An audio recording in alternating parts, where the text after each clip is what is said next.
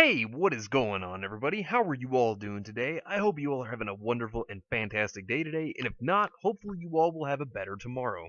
So, today, I just wanted us to talk about something that's been going around the community for quite some time, and I thought it'd be an interesting little discussion, and it is, could Ruby Rose possibly be a Mary Sue, or is she not a Mary Sue?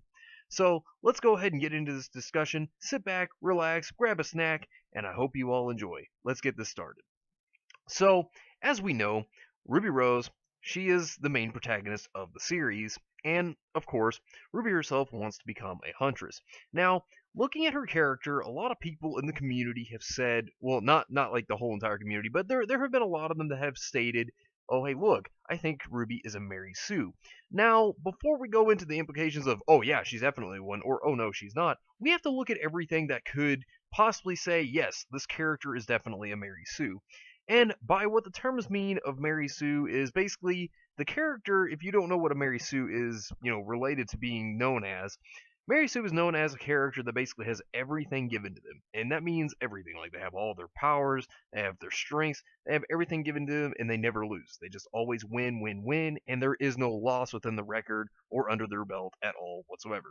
So what we're going to do is we're going to take a few, looks at Ruby's character, and we're going to see if that's actually, the case. If she, is that good to be called a Mary Sue, or if she actually is not.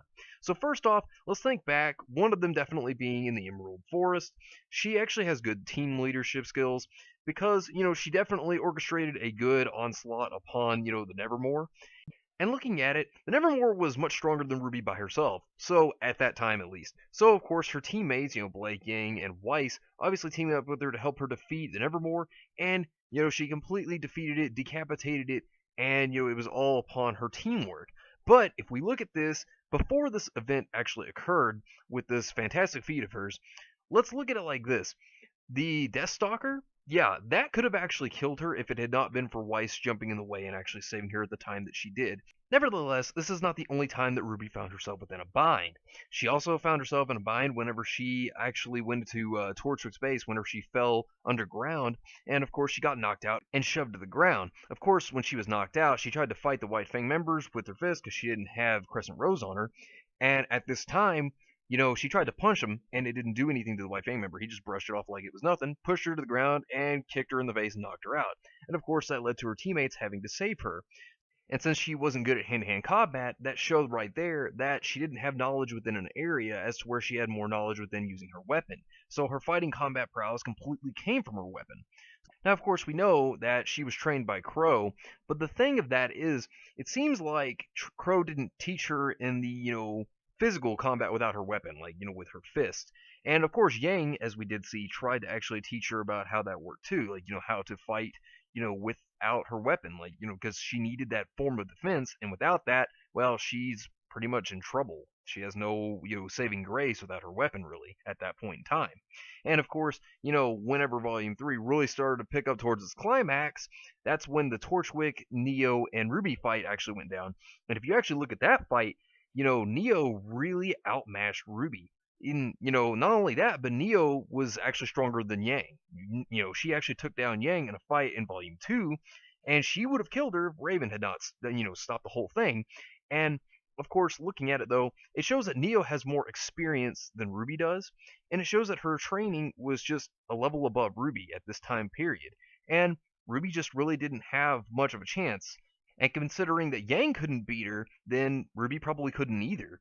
And if you actually look at it, that's the thing. Neo just really knew how to handle herself. Like, Neo is a very strong character. I mean, she's not the strongest character, but she's definitely a strong one. And when Ruby had to fight against that, well, she was, against someone that was just at a better level in fighting, than she was. And so it shows that if Ruby didn't have her wits about her and didn't open Neo's umbrella, then yeah, she probably would have died right there or been, severely injured if she managed to find a way to survive while falling. But Neapolitan, let's just face it, Ice Cream Girl's amazing. I mean, she flew away like Mary Poppins, but you know what? Hey, she's alive and she's perfectly fine. So, it shows that Neo knew how to handle herself even if the situation went wrong. So That's something that, RWBY had a very hard time with.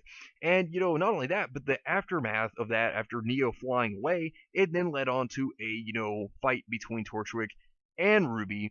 And that's the thing, even there, RWBY couldn't handle herself without her weapon. And it really showed that without her weapon, she wasn't capable of it. And, hey, let's look at Torchwick for a minute, though. You would have won, right? I mean, tell us about how that survival and, escaping thing went. Oh, yeah, you can't. You're dead. Right. Right.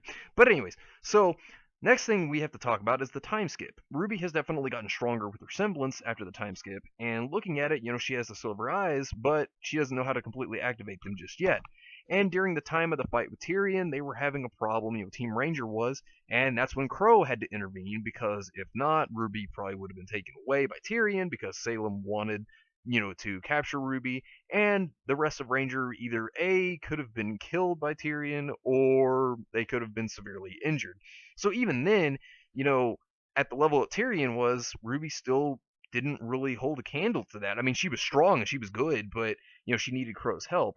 And, the other area, going back to this, during the training, even, it's admitted that RWBY just doesn't have the physical prowess that, like, for example, like, well, when it comes to fist fighting, she doesn't have that training. She has to, learn more. And that's obviously what the whole training segment was trying to prove, was she can get better at her training. And she was starting to, obviously, and hopefully, she will learn more.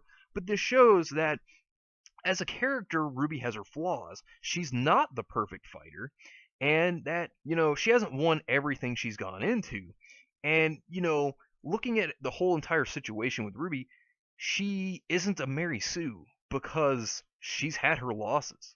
I mean, she's had, these things happen to where she's not perfect. If she was a Mary Sue, she would have won everything she was in. She hasn't. And that's the thing, that's what a lot of people have to really look at as her character is. She is a good character, and I'm not by any means saying she's bad. She is a good character, and she knows how to fight well. She really does, but she has her flaws. And a Mary Sue character, they don't really have those flaws. Like, they are really just perfect. They have everything handed to them, and they're ultimately this overpowered character. But looking at RWBY, she's not, this character that always wins. She's not that character that never loses and continuously just, oh yeah, I win. I don't have to learn anything from this because I got it all.